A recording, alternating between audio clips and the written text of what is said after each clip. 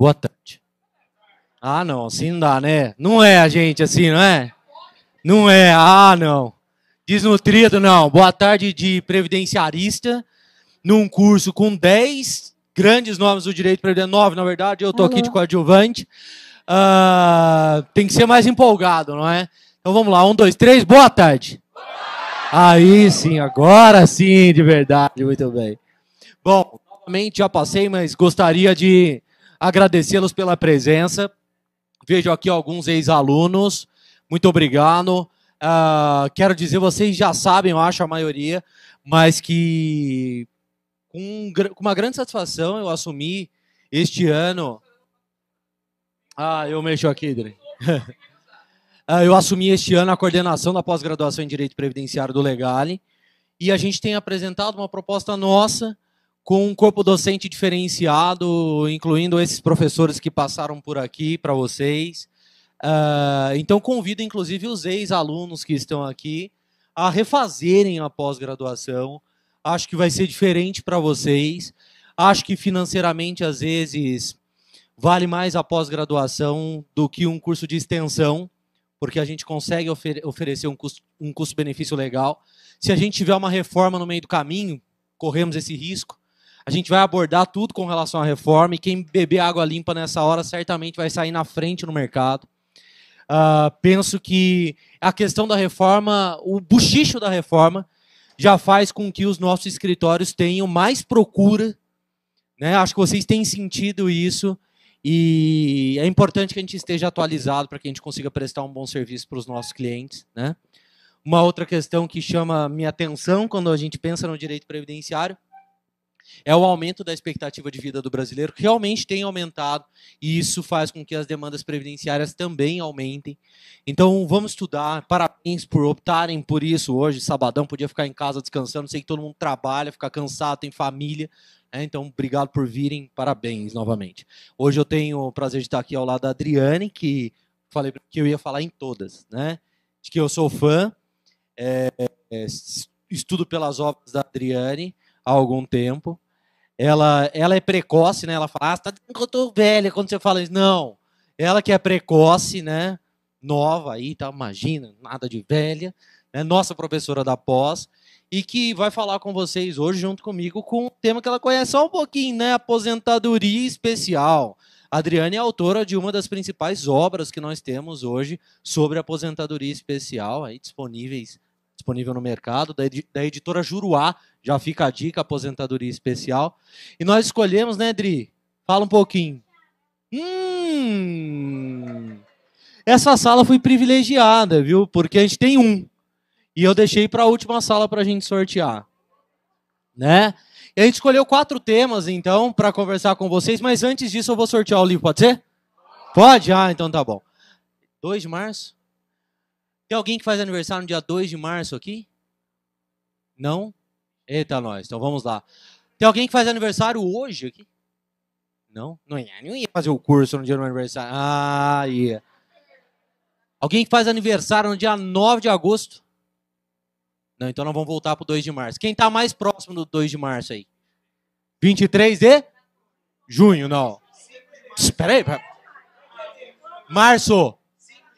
5 de março. Quem chega mais próximo de 5 de março? Hã? Mas o critério é meu, filha, não é seu. O critério é meu, é aniversário dela. 5 de março? 5 de março, tá aprovado, doutor. Advogado tá aprovado.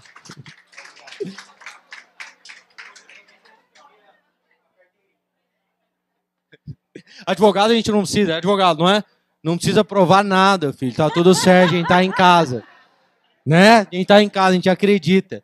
Fui falar que deu uma cuspida, sorte que a senhora não usa chapinha, senão o cabelo ia fazer assim, né? Mas tudo bem.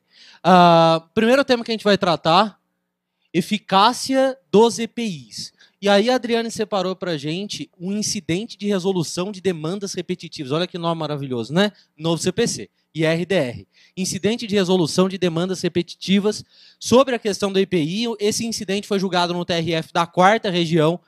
Então, obrigado. Ele representa, pelo menos temporariamente, vocês vão entender o porquê daqui a pouquinho, o entendimento do TRF da quarta a respeito do EPI.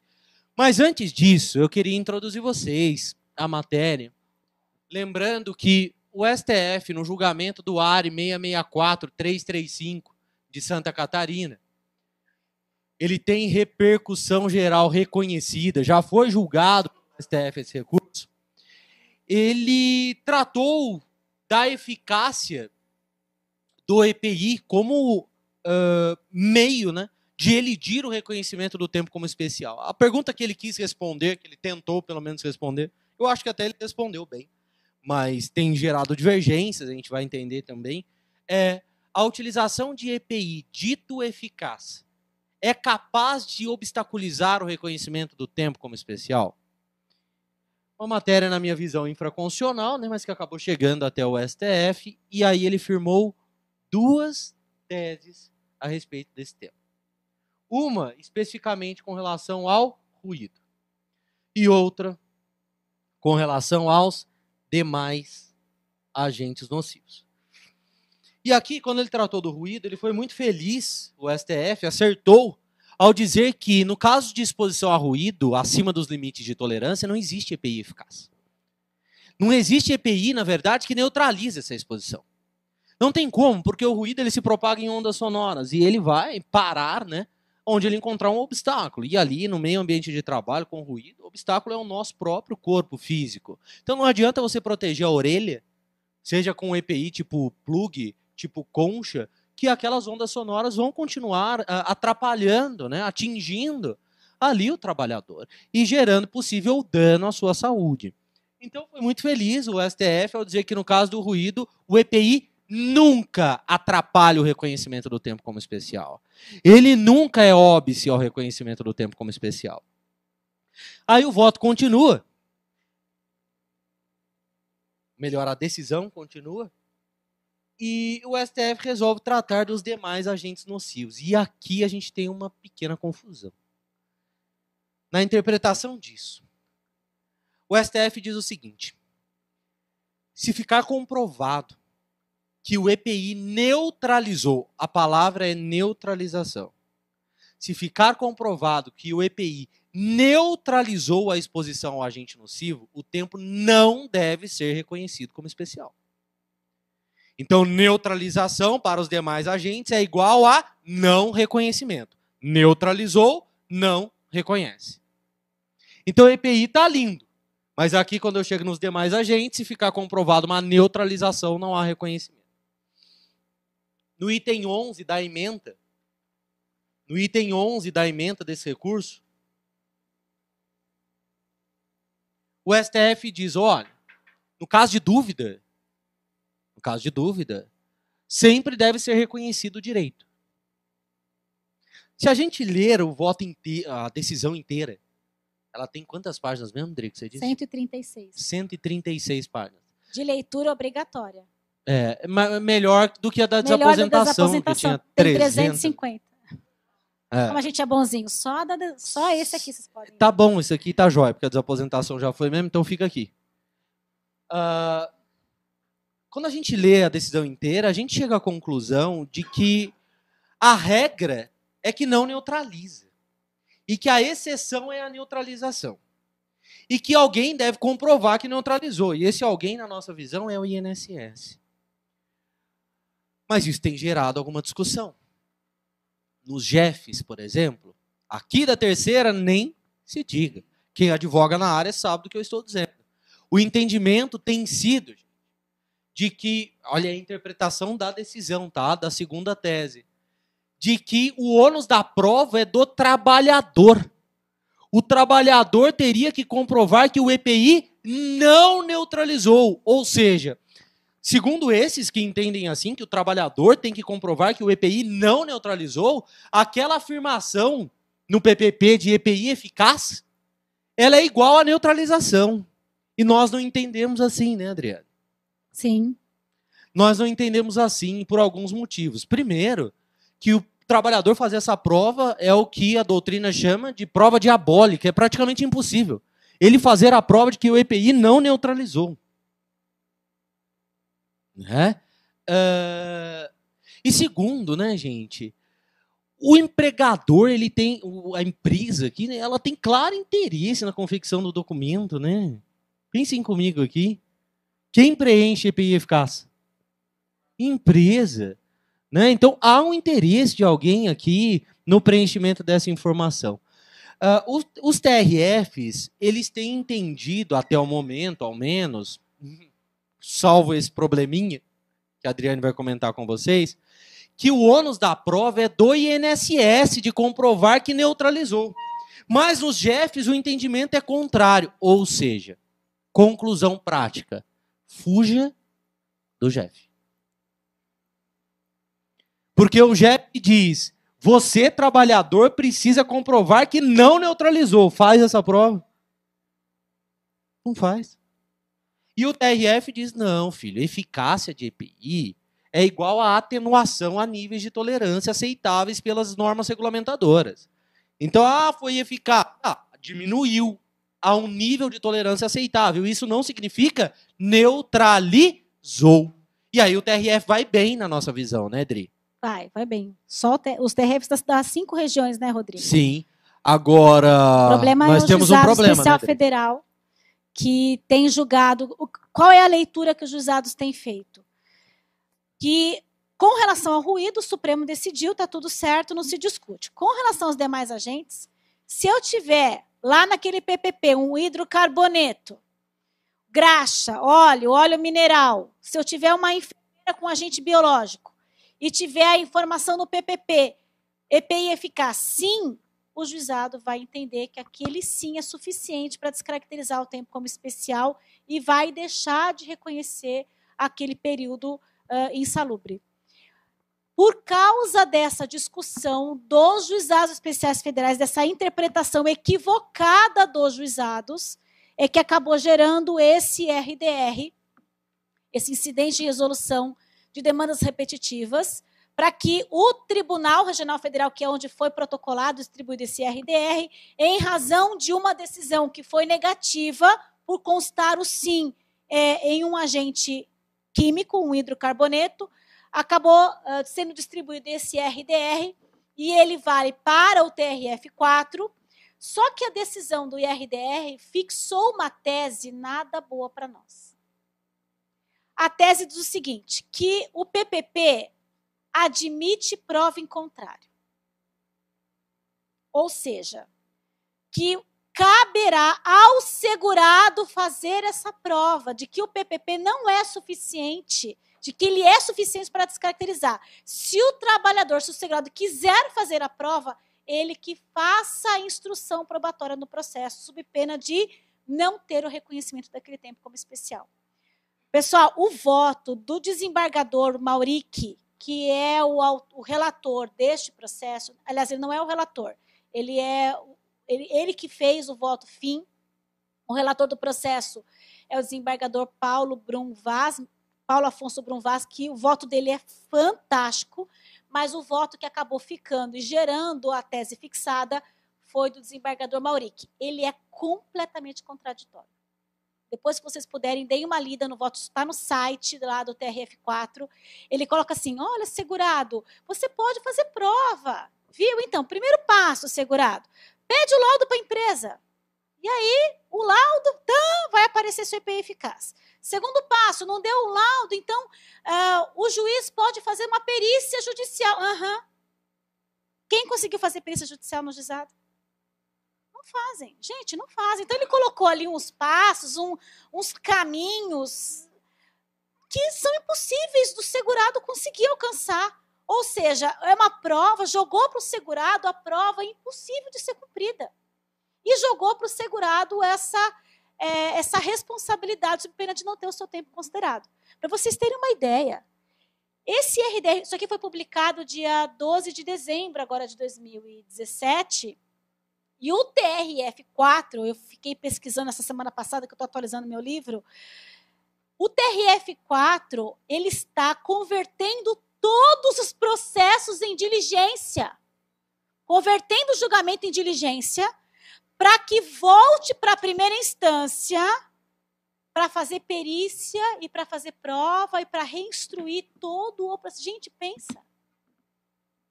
Se a empresa não existe mais, se vai fazer perícia, se vai buscar a documentação da empresa, se vai fazer uma perícia indireta, uma perícia por similaridade, uma prova emprestada, enfim, o TRF4 vai fazer o quê? Ele vai adotar aqueles passos que o desembargador Mauric colocou nesse RDR. Ou seja, isso vai causar um transtorno enorme nos processos, pode causar prejuízos e a discussão de EPI acaba não findando. Nós entramos com o IBDP, entrou com embargos de declaração, porque o voto está completamente contraditório. A tese fixada não está condizente com o corpo do texto do voto. Então, nós entramos com embargos de declaração e acho que a COBAP também entrou e outros institutos que são amicus curiae nesse processo entraram como embargos de declaração para ver se o tribunal esclarece e resolve esse problema causado por esse processo que acabou gerando, gente, um imbróglio, ficou pior do que estava. Acabou não resolvendo o problema do EPI. Então, a gente precisa hoje, se você tiver problema, pessoal, se você tiver processo onde tem o PPP de agente biológico, se você tiver hidrocarboneto, agente químico, não entre com esse processo no juizado. Você vai correr o risco, você corre o risco de perder o processo. Ou você instrui, ou você corre o risco de perder. Qual é a nossa sugestão, minha e do Rodrigo? Percorram a via administrativa primeiro. Entre com recurso para a junta, entre com recurso para a CAGE, para a Câmara de Julgamento, façam sustentação oral na junta, na Câmara de Julgamento. A gente faz sustentação oral lá no escritório, a gente faz sustentação oral por telefone, faz sustentação oral por videoconferência. O processo está lá em Brasília, como é que eu vou fazer a sustentação oral? Gente, avisa que o processo, eu coloco no recurso que eu tenho interesse na sustentação oral. Quando eles marcam o julgamento lá na Câmara de Julgamento em Brasília, eles me mandam um e-mail, eles abrem uma sala aqui na junta de São Paulo, na 13ª, na 14ª junta, abrem uma sala aqui, a gente faz sustentação oral por videoconferência aqui, e o processo lá em Brasília. Assim, não tem desculpa para fazer a sustentação oral. Pessoal, faz toda a diferença.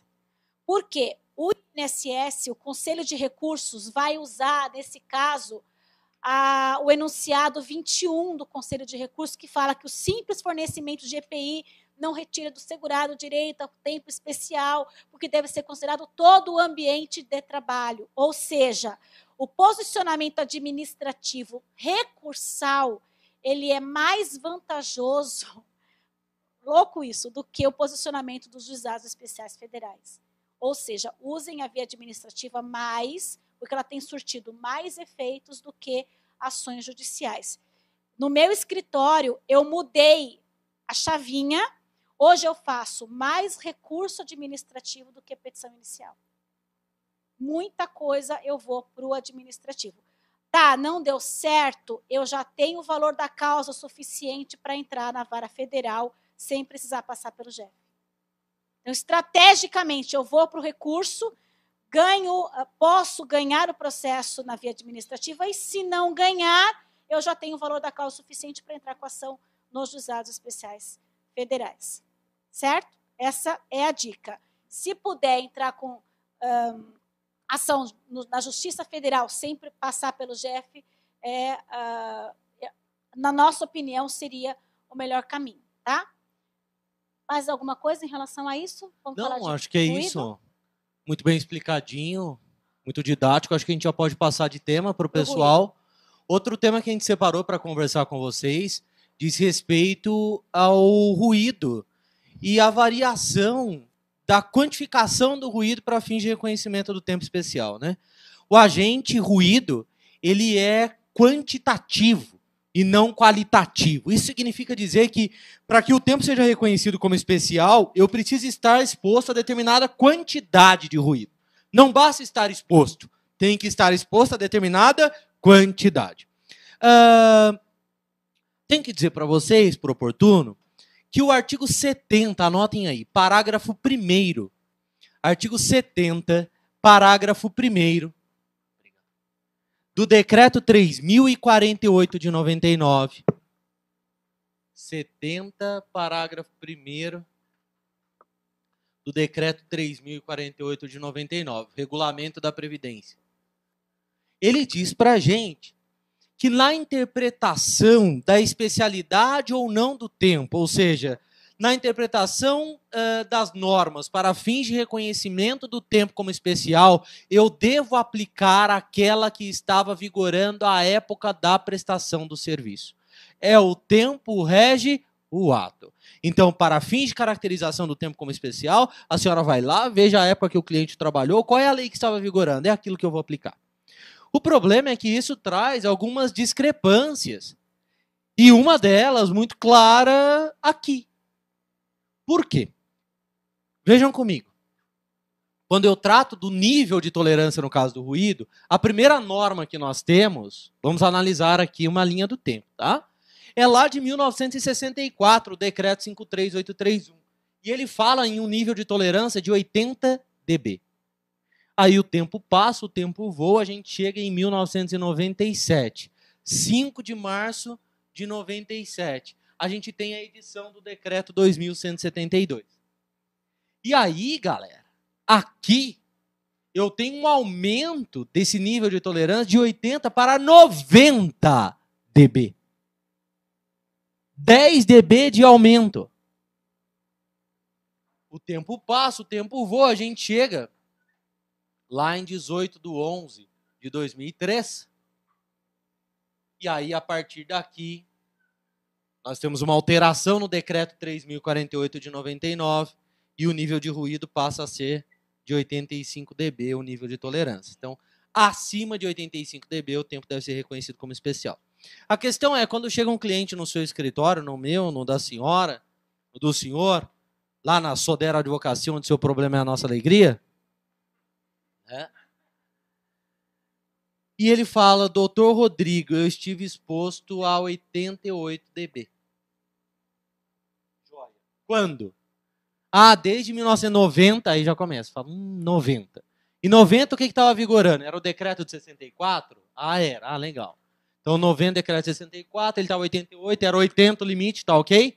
Só que aí chega em 5 de março de 97. Aí o limite vai para 90. Ele está dentro? Não está dentro. Aí chega lá em 2003, 18 de junho de novembro de 2003. Aí tem um decretinho novo. E fala em 85 dB. Agora ele está dentro? Está dentro. Aí ele fala, o que aconteceu no meu organismo entre 97 e 2003 que eu fui tolerante a nível de ruído maior? Ele fala, nada, meu querido. É que a lei, ele fala, não, doutor, mas o barulho era igual. O que mudou? Problema, a gente não consegue responder. Em razão disso, nós, advogados previdenciaristas, talvez alguns dos senhores, começamos a ingressar com ações previdenciárias dizendo, olha, aqui a questão não é discutir o tempo rege o ato, não é o 70 parágrafo 1º do decreto, filho. Aqui é fato, a ciência evoluiu e me mostrou que 85 dB já são, ou mais de 85 dB, né, melhor dizendo, para 8 horas trabalhadas por dia, 8 horas dia, a exposição a nível superior já é suficiente para gerar danos à saúde do trabalhador. E é verdade mesmo, a ciência evoluiu e falou, não é 90, é 85. Está errado, é 85 limite. Então, se a ciência evoluiu e mostrou que a gente estava errado, vamos aceitar a ciência, né? É fato, não é direito. É técnico, não é discussão de direito, é discussão técnica. Antes entendiam que o mundo, a Terra, era quadrada, não era?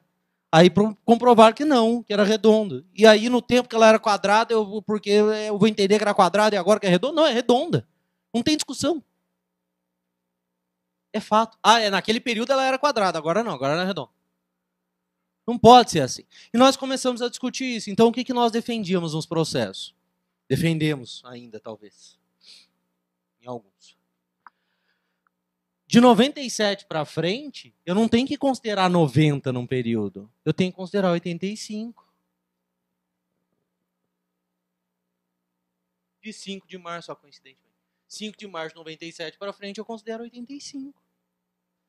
Esqueça o limite de 90, já que ele não condiz com a realidade. Compreende? Pois bem.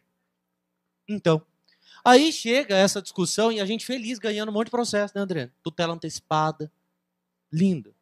Súmula 32 da TNU. Tinha a súmula da TNU falando que era assim, do jeito que eu estou dizendo. 80 até 5 de março de 97, 6 de março de 97 para frente, 85. Desconsiderando os 90. Súmula 32 da TNU, revogada. Revogada por quê? Porque chega o tema até o STJ, e aí vem o STJ e fala pra gente, não, aqui é tempo régio ato, filho. É 80, 90, 85. E é um recurso especial repetitivo, ou seja, o STJ grita para todo mundo ouvir. Eu penso assim. Ruim? Ruim. Problema, a gente estava conversando sobre isso, né, Dri? A tese que chega até o STJ, ela é uma tese um pouco diferente dessa que eu acabei de comentar com vocês, de que o que deve prevalecer é a verdade, é fato, é a ciência, e não a discussão de direito aqui. O que chega lá é uma tese de direito, onde o advogado alega que a norma mais benéfica deve retroagir. Retroação da lei mais benéfica. E aí, quando você coloca isso em discussão em um tribunal que fala sempre o tempo rege o ato, você fala, não, a norma nova deve retroagir para beneficiário. Fala, não, o tempo rege o ato. Eu já falei isso 582 mil vezes em vários processos previdenciários. E aí a gente perdeu. O problema é que essa tese, mal colocada na minha concepção, acho que da Adriane também, no STJ, acaba gerando para a gente problemas, inclusive com relação àquela, um pouquinho diferente, onde eu digo, é fato, é ciência, evoluiu e eu tenho que aceitar que evoluiu.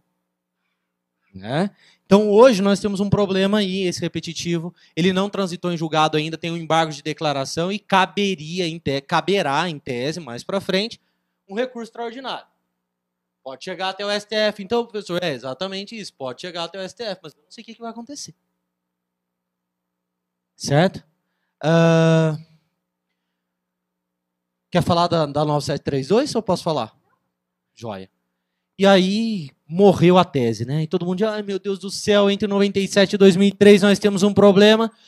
Eu, inclusive, muito pensativo a respeito disso, cancelaram a súmula 32 da TNU, que era boa, e eu fui estudar.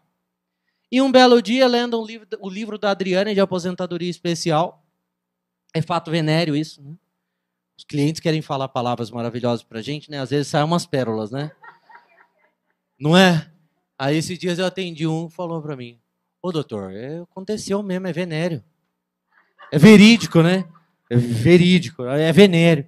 Então, esse é verídico, não é venéreo, ele é bom, né? É verídico. Eu lendo lá o livro da Adriane, e aí tem um tópico lá, ruído, página 300 e poucos do livro, você vai ver aí, e tá lá, autoaplicabilidade, um tema, autoaplicabilidade da lei 9732 de 98. Caramba, o que a Adriane está falando aqui? E aí a Adriane defende uma tese bem interessante que pode ajudar demais a gente quanto a essa discussão dos 85 dB, em período anterior a 2003. A lei 9732 de 98, gente, ela é do dia 13/12 de 98. Ela altera a redação do artigo, já virou uma bagunça aqui, do artigo 58, parágrafo 1º da Lei de Benefícios.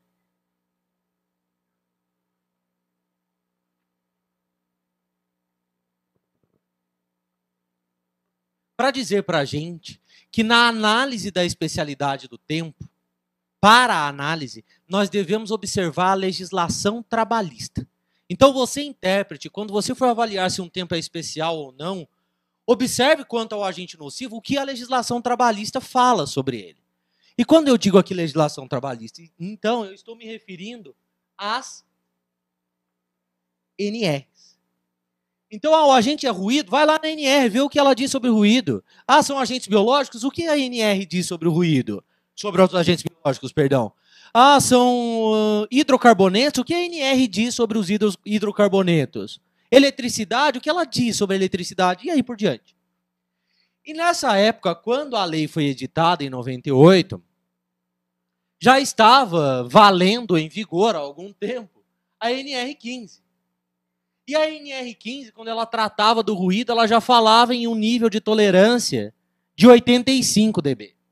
E essa lei não depende de regulamentação infralegal, ela tem eficácia imediata. Aplicabilidade imediata. Ela é auto-aplicável. E aí a Adriane traz uma tese que não chegou até o STJ ainda, aos tribunais superiores, a TNU não chegou, onde ela diz, se essa lei é auto-aplicável, e ela é, gente, não tem discussão, ela é auto-aplicável, e eu devo observar a legislação trabalhista, pelo menos de 13/12 de 98 para frente, eu tenho que considerar os 85 dB, porque a lei me remete a NR. Olhem que tese bacana. A lei remete a NR. Ah, não, é que a lei só foi regulamentada, é o que eles alegam. A lei só foi regulamentada em 2003, meu querido, mas quem disse que ela precisava de regulamentação pelo decreto de 2003, ela é auto-aplicável. Todas as informações necessárias à sua aplicabilidade eu já tinha em 98. Aplica a legislação trabalhista. Qual é a legislação trabalhista? NR, NR15. O ruído está lá, tá? Neste caso, NR15. Então, para a gente trabalhar.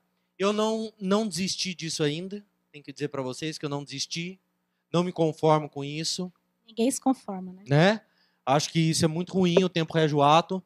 Aqui, cru. Então, espero que o STF reforme isso, que chegue até o STF, que ele acolha, conheça o recurso extraordinário e julgue. Espero, torço. Mas essa tese da Adriane, ela é muito interessante. Muito bacana, da alta aplicabilidade. E para a gente utilizar na prática. Muito bem. O que aconteceu no decorrer de toda essa história? Para driblar essa questão do 85, 80, 90 e 85 dB, o TRF da Terceira Região, aqui de São Paulo, começou a julgar com base na tese da margem de erro. Vocês já ouviram essa tese? Quando você tem um aparelho eletrônico, ele pode ter uma margem de erro na hora de fazer a medição, seja porque não está aferido corretamente, seja porque todo o aparelho eletrônico tem uma margem de erro. E esses aparelhos que fazem a medição do nível de ruído são chamados de dosímetros. E esses dosímetros seguem uma norma internacional chamada IEC 16652. E essa norma internacional traz nos seus, se vocês pegarem qualquer aparelho de medição, qualquer dosímetro, o manual de instrução dele vai trazer essa probabilidade de erro de 1 a 1,5 decibel. Logo, o que o TRF3 começou a julgar? Que se eu tiver, por exemplo, um período de 97 a 2003, que o nível de ruído teria que ser acima de 90, mas o nível de ruído está a 89, o TRF3 vinha julgando favorável, dizendo assim, olha, pode acontecer da margem de erro de 1 a 1,5 decibel, então reconheço esse tempo como especial com base nessa diferença de 1 decibel em razão dessa probabilidade de margem de erro do dosímetro. E o TRF, toda a 10ª turma, estava uma beleza. Ctrl+C, Ctrl+V, um precedente com precedente, com precedente, com precedente, com precedente, e a 10ª turma, toda o TRF3, julgando nesse sentido. Passa para mim, por favor, Rodrigo. Essa semana foi veiculado esse julgado do STJ, colocando uma água gelada nessa tese da margem de erro. Mas o que o STJ fez? Mais uma vez, não leu. Ele leu o recurso de vocês? Não, então. Esse aqui também não leu. O que aconteceu aqui? A tese é a tese da margem de erro. E o que o STJ fez? Já julgamos essa matéria do ruído de 89 decibel naquele repetitivo, blá, blá, blá, blá, blá, blá, blá, blá, blá, e não se pode discutir novamente. E aí ele coloca aqui, olha, que já discutiu isso nesse repetitivo e não lê. Na verdade, o TRF3, em todos os acórdãos, eles trazem o que a gente chama de distinguishing, que vem com CPC forte agora, né, que é a distinção Este processo não tem nada a ver com o repetitivo que foi julgado. A tese é outra. Esta tese do STJ se baseou na questão do princípio tempus regit acto, na retroação dos efeitos do decreto, que foi completamente equivocada. Mas este processo não está falando nada de retroação dos efeitos do decreto, está falando de margem de erro, completamente diferente. E o STJ simplesmente não leu, repetiu e disse que já tinha julgado essa matéria. Então, é triste. Esse processo foi julgado pela segunda turma do STJ, não tem ainda decisão da primeira, mas ela acaba gerando um precedente ruim e desfavorável até para o TRF3 continuar julgando desta forma aqui em São Paulo. Continuemos trabalhando em cima disso, é um processo que a gente não consegue ainda entrar como amicus curiae, porque ele não é um repetitivo, ele é um processo comum, a gente não tem autorização, tomara que o advogado entre com embargo de declaração para discutir esse distinguishing no processo e que a gente consiga levar essa questão um pouco mais para frente, né, avançar nessa questão da margem de erro, enquanto a tese da autoaplicabilidade do 9732 ainda não chegar até as instâncias superiores. Certo? Pode falar, claro. Lógico.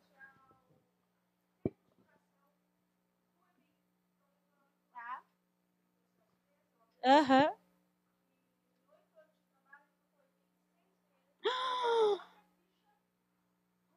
Que beleza. Aham. É ruído? Mas é ruído, mas é na trabalhista ou na previdenciária?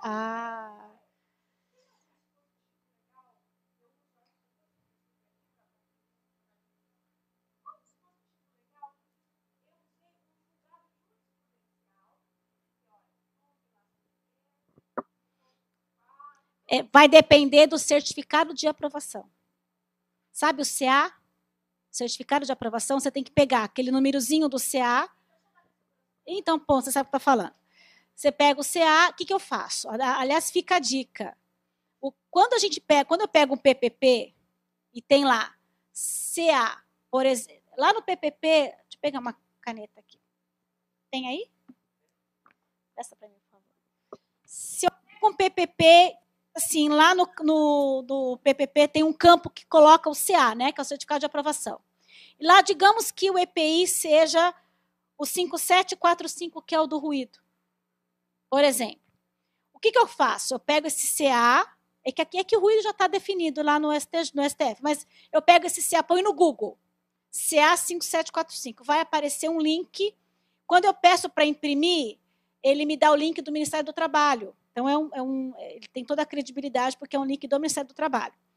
Esse CA, ele vai dizer a data de validade daquele EPI, quantos decibel ele reduziu, qual é o nível de redução de ruído, ele vai me trazer o NRR, o nível de redução de ruído, ele vai me trazer todas as especificações técnicas daquele EPI, inclusive a validade do EPI. Só que a validade do EPI é uma coisa, o tempo de troca é outra coisa. Então, precisaria, não tem nenhuma norma, tem a NR6, mas especificamente aquele EPI, porque isso depende muito do tipo de EPI, do organismo do trabalhador. Por exemplo, tem trabalhador que recebe uma máscara semifacial, não se adapta. Ele coloca, machuca, não funciona, então ele devolve, pega outra. Tem empresa, gente, tem empresa que compra EPI na China. Ela compra um lote de 100 aqui com nota bonitinho e todos os outros 900 ela compra lá na China. Tudo sem nota de qualquer jeito, essa é a verdade. Então, na realidade, não existe nenhum EPI eficaz. Isso é mentira. E o voto do IRDR, leiam lá depois, o voto do desembargador Mauric, ele coloca, olha, não há EPI eficaz para agente biológico, não há EPI eficaz para hidrocarboneto, não há EPI eficaz para calor, nem para pressão atmosférica normal. Agora, o TST, apesar da decisão do Supremo neste processo, o TST tem entendido que a decisão deles, do EPI, não se aplica ao direito do trabalho. Tem vários julgados nisso, que se na trabalhista ficar aprovado o uso do EPI, vai aplicar a súmula 289, né, do TST, e o TST tem decisão dizendo que, apesar do agravo de recurso extraordinário 64335, aqui, lá era direito previdenciário e aqui é direito do trabalho, e o EPI vai deixar de pagar a insalubridade, sim. Sim. Como que o EPI lá não é eficaz e aqui na trabalhista não paga adicionado de insalubridade? Gente, não dá para entender. Hello, é sofrível. É tanta falta de técnica que dá de chorar. Ninguém lê nada. A gente se mata fazendo curso. Comprando livro. Não é um sábado que você... E ninguém lê. Você faz um recurso, fica 5 dias debaixo daquele computador, né, se matando de estudar e chega... Para subir o processo, chega para... Não, só sobe recurso do INSS, gente. De segurado não sobe nunca. Qualquer, uma folha. Uma folha sobe. Sem similitude fática, sem cotejante. Uma folha sobe. O nosso com 15 não sobe. Então, assim, é triste, mas a gente não pode... Não vamos desistir, jamais. Sigamos juntos, unidos, fortes. Né, companheiros? Credo! Pessoal, sim? Ah, que legal. Sim, sim. Sim, perfeita. Sim, não existe. Oi? Mentira. Isso é qualitativo. Quantitativo é o que mede. Aí você vai na NR15, tem um precedente que fala isso, que o qualitativo para fins trabalhistas é a qualidade do ambiente de trabalho. Nossa! Gente, socorro. Qualitativo não está. Meu Deus! Meu Deus! Triste. Não existe como. É qualitativo, não existe como. Não existe. Não. Meu Deus do céu, socorro. Pessoal, entrem.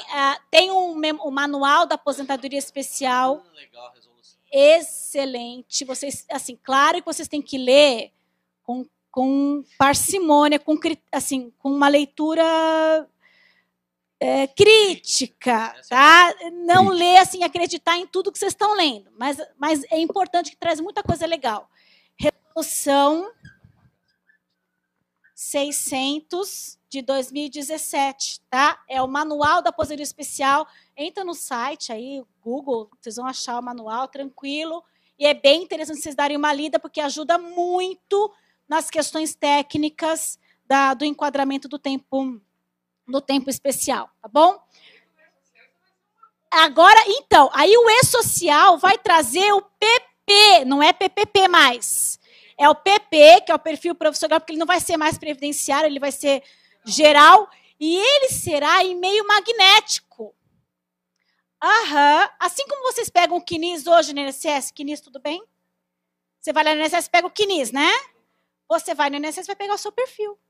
Porque os dados de engenharia e segurança do trabalho, que estão lá no laudo da empresa, eles serão preenchidos pela empresa através do E-Social e o perfil será impresso automaticamente.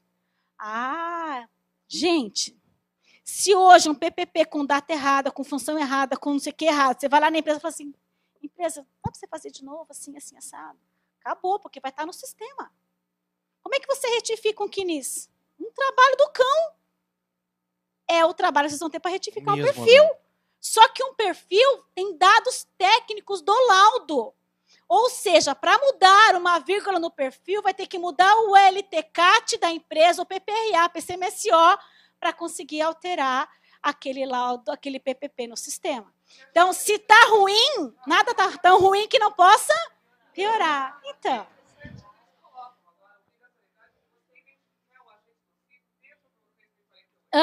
e não tem. Ah, sim. Por que vocês pagam insalubridade? Ah, porque você me pagou. Por que você paga 20%? Ah, se entregar 8,10 ela paga. Aham. E os engenheiros não estão nem aí com isso. Aí eu não tenho LTCAT, eu só tenho PPRA. Mas você foi na exposição normativa e você pode? Não, não precisa. Só tem um. E agora você vai colocar lá, paga-se insalubridade, 20% porque achou que era, e você é obrigado a descrever qual é o agente insalubre que gerou aquela insalubridade. E esse agente nocivo é linkado no próprio sistema para verificar se ele gera também a aposentadoria especial. Ah, tá. Eu vou ter que dizer que ele está exposto a hidrocarboneto. É insalubre. Tá. Se eu não identificar isso como aposentadoria especial, que seria o chamado hoje indicativo 4, Aham. o próprio sistema já vai puxar isso, porque a relação dos agentes nocivos do decreto 3048 já está no programa. Aham. Então, onde você colocou lá, eu pago insalubridade. Tá, por quê? Uhum. Porque tem o agente insalubre tal. Ok. Tá, cadê a alíquota majorada do RAT? Não, eu não pago. Porque o EPI é eficaz. Mas qual que é o EPI eficaz? Análise qualitativa ou quantitativa? Você é obrigado a informar.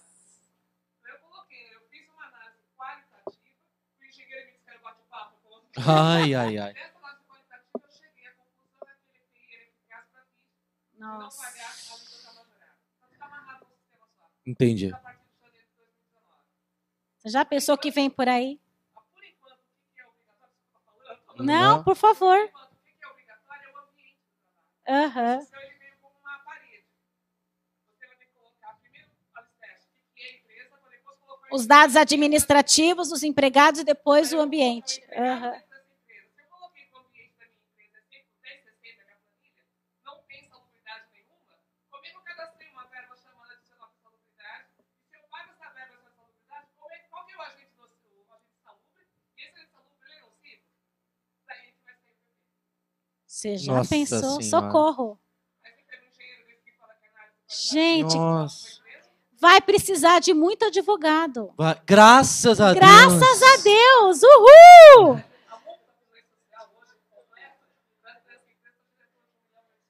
Nossa, Eita, que nós. beleza. Muito bom, doutora. Muito Nossa. bom. Muito. Com certeza. Já demorou, né? analisar o programa. Perfeito, perfeito. Nossa Senhora. Pessoal, a gente tem mais 2 temas para abordar. Muito corriqueiro aqui, né? É rapidinho. Muito corriqueiro hoje com relação ao reconhecimento do tempo especial por exposição a ruído também. A medição do ruído. A instrução normativa número 77, ela fala para a gente que a metodologia para medição do ruído tem que ser qual, gente? Da NHO. O que é NHO, professor? Não sei. São as normas de higiene ocupacional da Fundacentro.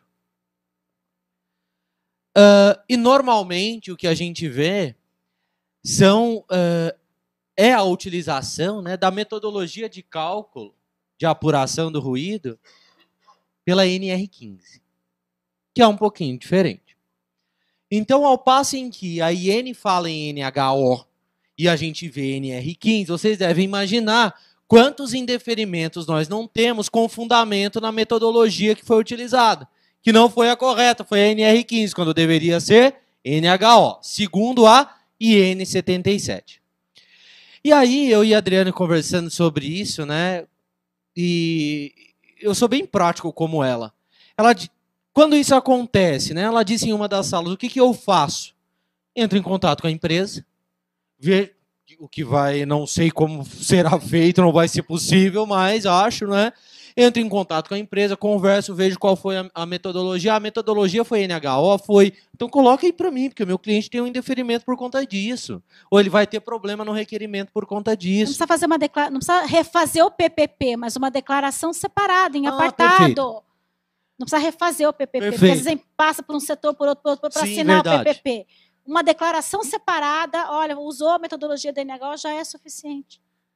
E acho que é uma maneira interessante de resolver isso, né? Porque às vezes a gente fica muito na discussão técnica, mas às vezes a conversa com o servidor, eu estou falando obviamente no bom sentido, né? A conversa com o servidor, você entender o que está acontecendo, né? Um contato com a empresa resolve o seu problema. Um exemplo que eu dou, Furnas. O pessoal normalmente que trabalha em Furnas, uma hidrelétrica, tem lá no interior, perto de mim, lá em Cachoeira Paulista, terra da Canção Nova, né? Quem é católico normalmente conhece. Minha avó mora lá, eu morei lá também e tal, e a gente conhece muita gente de lá. E lá tem Furnas. E o pessoal trabalha muito em exposição à eletricidade acima de 250 volts.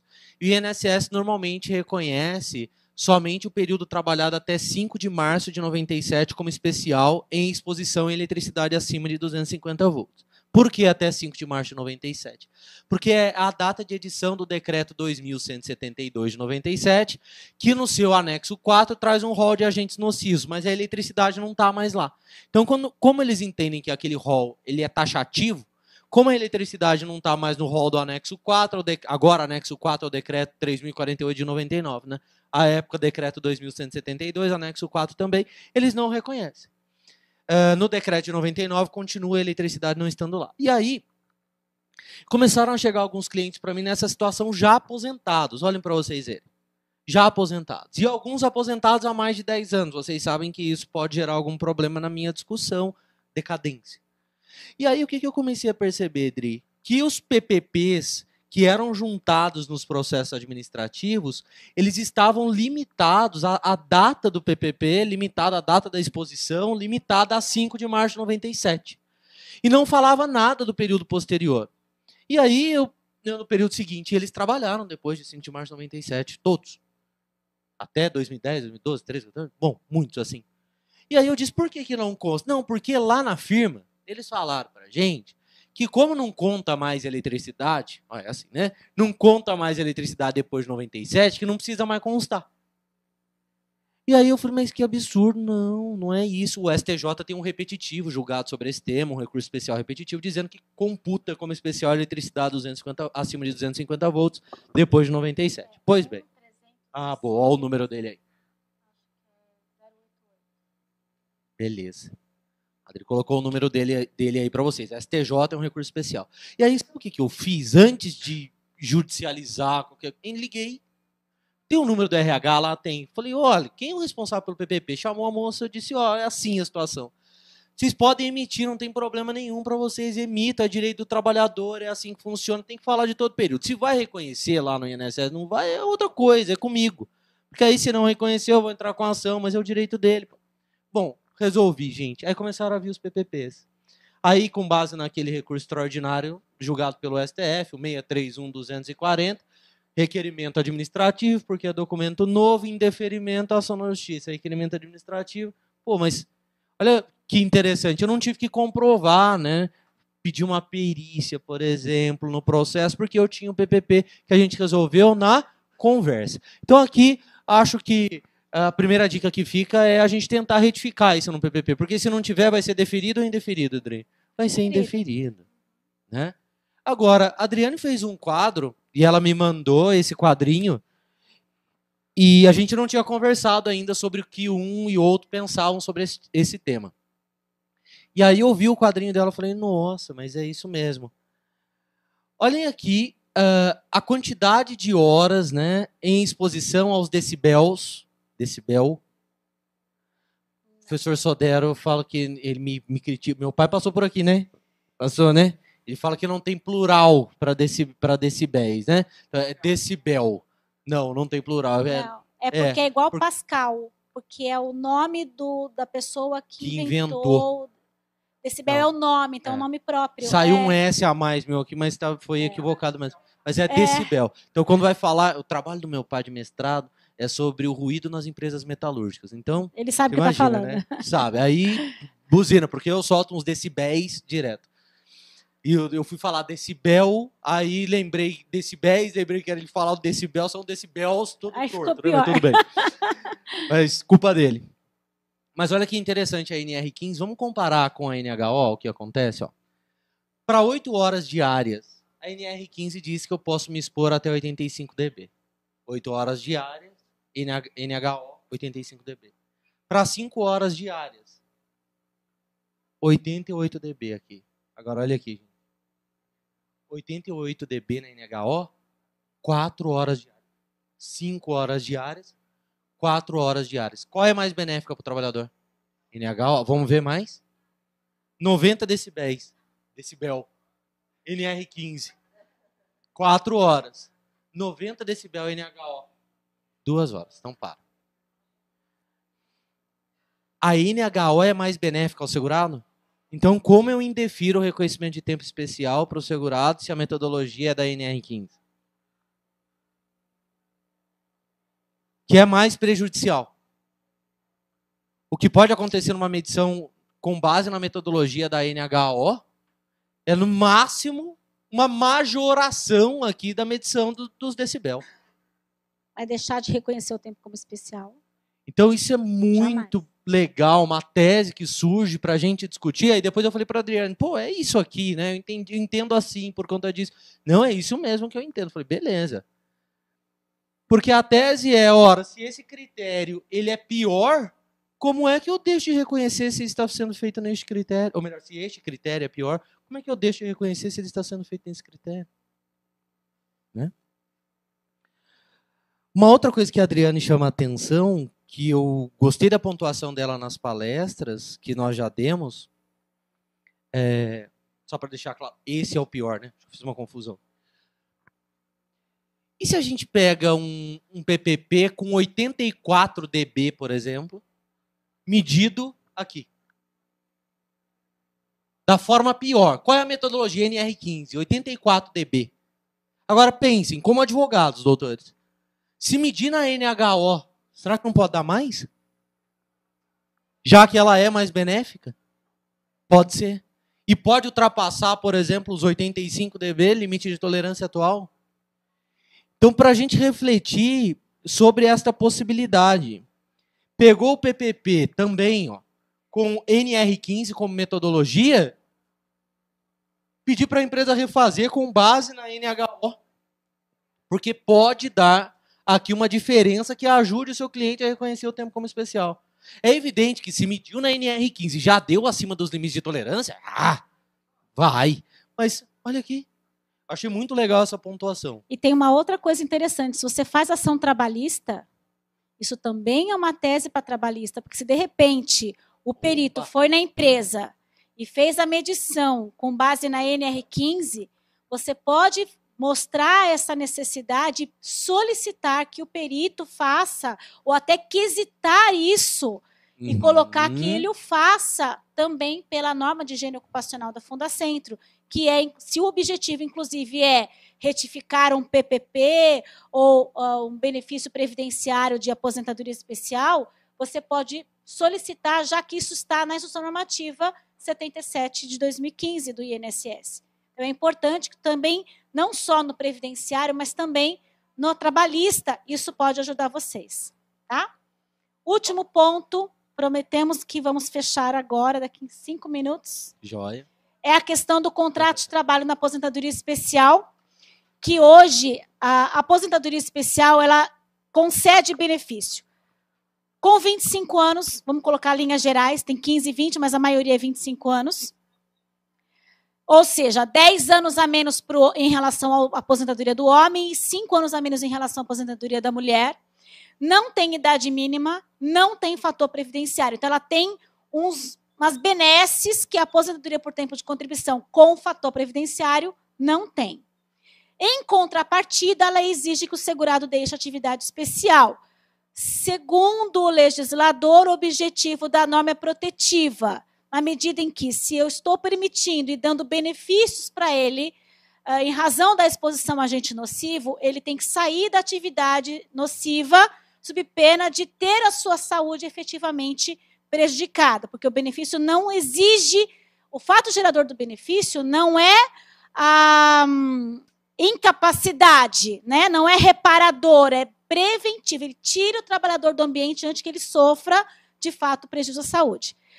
O artigo 57, parágrafo 8º da Lei 8.213, exige que o trabalhador, então, saia da atividade especial. Deixe a atividade especial. Não que ele deixe de trabalhar, ele pode trabalhar normalmente, mas ele não pode continuar na atividade especial. E há uma discussão no Supremo Tribunal Federal, tema 709, que o nosso amigo Rodrigo já colocou aqui, discutindo 2 princípios. De um lado, o direito à saúde, que é um direito universal, só que o Estado diz assim, não, a saúde é direito de todos, mas é dever do Estado. Se eu deixo o trabalhador exposto a agente nocivo, vai sobrar para a saúde, vai sobrar para a sociedade, vai sobrar para mim, Estado. De outro lado, outro princípio, o direito ao livre exercício do trabalho, que está como direito fundamental, direitos e garantias fundamentais, artigo 5º, inciso 13, da Constituição Federal. Então, nós temos aqui uma antinomia de princípios, o direito à saúde versus o direito ao livre exercício do trabalho. Então, essa discussão que está aqui no tema 709. A questão que a gente traz preocupante a vocês é a seguinte: se você tem uma aposentadoria especial concedida por tutela provisória, deu entrada na aposentadoria, o INSS negou, entrou com ação na justiça, o juiz reconheceu o tempo especial e deu tutela. O segurado já está aposentado. Não de forma definitiva, mas já está aposentado. Essa concessão, ainda que por tutela, vai gerar efeitos no contrato de trabalho. Que efeitos? A empresa vai receber uma cartinha de que ele aposentou na especial. A cartinha vem assim, olha, segurado, você não pode mais continuar na atividade especial. Só que essa tutela, essa aposentadoria, ela não está definitivamente concedida. Muito embora ele já o receba a partir do momento que ele vai no banco receber. E se o tribunal reformar essa decisão, pessoal? Dizer assim, ele não, olha, em vez de 25 anos, deu 23 anos e meio, porque tinha um período aqui de auxílio-doença que o INSS não considerou, e que não deu, então, 25 anos. Só que ele já saiu da atividade especial porque a empresa demitiu. Eu conto um caso que o meu cliente saiu da empresa, separou da mulher, foi embora para o interior. Ela fez um voodoo, foi para o tribunal processo, o tribunal cassou a tutela, reformou a decisão, disse que não tinha tempo especial, e aí ele voltou com a mulher, voltou para o interior. Só não tinha o emprego de volta. Como? Porque assim, uma coisa é o segurado continuar trabalhando e você poder reafirmar a data do requerimento, que é um posicionamento já tranquilo, né? Você traz a data um pouquinho mais para frente até que ele complete. Aliás, fica a dica, sempre coloquem essa questão na petição inicial, sempre. Possibilidade de reafirmar a DER. E aí, não tem como reafirmar a DER porque ele não está mais na atividade especial. Se ele não está mais na atividade especial, como é que você vai somar tempo para dar uma segunda entrada? Imagina a sua responsabilidade de ter orientado o segurador, olha, não pode mais deixar a atividade especial, tem que sair da atividade especial, na verdade, não pode mais continuar trabalhando, e o processo chega no tribunal, não é confirmado, e tem a cassação da tutela, a devolução do dinheiro, não tem mais o emprego, não tem mais a aposentadoria especial, ele vai te matar. E nem a mulher, né? Pessoal, é muito sério. Vai matar o advogado. Veio, tá? E tem um repetitivo ainda no STJ discutindo, mas o repetitivo que tem fala da questão da concessão da tutela liminarmente. Não, liminarmente. Esse é o que está julgado. É o que está lá, né? Isso. Esse é o que está julgado. Esse aqui é o de liminar. Isso. E tem um pendente. O que está aguardando julgamento é o da tutela específica. De tutela específica. Tutela específica. Pessoal, a dica que a gente dá é o seguinte: quando conceder, de preferência, não peçam tutela provisória. Começa por aí, não peçam. Mas o juiz nem se eu pedir. Tá, mas tenta salvar o processo antes que seja tarde. Peticiona, não quero a tutela. Aí, ou se não, chega para o cliente e fala assim, não, olha bem, veja bem, o dinheiro está no banco. Não recebe, não. Você consegue? Impossível, né? Impossível. Mas chame o segurado. Coloque a ciência, faça um termo de ciência, coloque os riscos. Gente, você tira isso das suas costas. Aham. Porque se você deixar nas suas costas, ele vai falar assim, mas a senhora não me falou, a senhora não me avisou. E agora como é que eu faço? Agora eu saí da empresa. Então, assim, a nossa obrigação é orientar.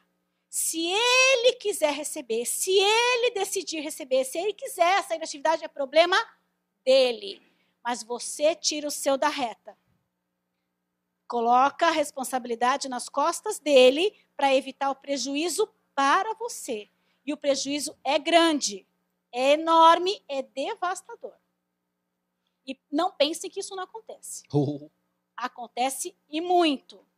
Portanto, a tutela é perigosa nos outros processos? Sim. Mas, na especial, ela é perigosa ao cubo. Porque tem a questão do contrato de trabalho. Tá bom? Sim. Então, aí, isso é pior. E se ele não está mais trabalhando? Imagina se ele não está mais trabalhando e aí ele vai ter o benefício Caçou cessado, te pagou no horário, você vai ter que devolver. Bom, vamos ficar atento. Pois não, doutora? Gente, silêncio, por favor. Isso não acontece. No caso de requerimento administrativo.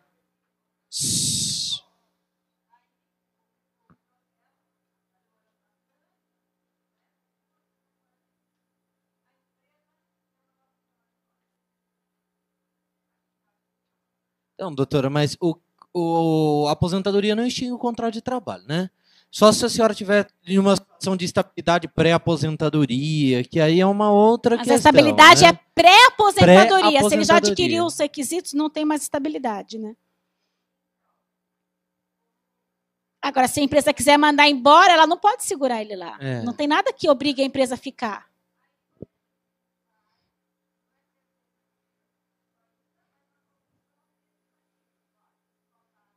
É a pré-aposentadoria. Sim.